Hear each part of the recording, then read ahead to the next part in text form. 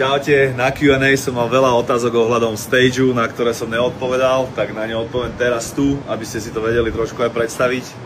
Ja som k tomu pristupoval strašne egoisticky, pretože ja si sem idem splniť sen a viem, že to bude iba raz.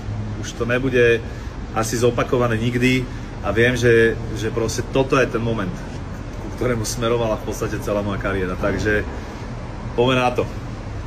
Celý tento bok toho štádiona, ktorý je fakt veľký, ono sa to tu nezdá, ale je to fakt obrovské, bude stage. Ten stage sem donese za 25 dní, no za 25 dní to sem donese 30 kamiónov, 60 až 80 ľudí na tom bude robiť každý deň, aby to 10.10. bolo ready.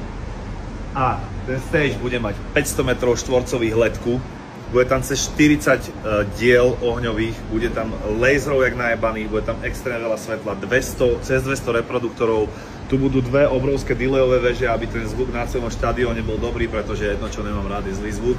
Takže ideme to tu fakt rozjebať, zapáliť a užiť si to tak, že je to proste najväčší koncert mojej kariéry, ktorý sa už nikdy asi nezopakuje. Takže keď nemáš lístky, neviem prečo čakáš.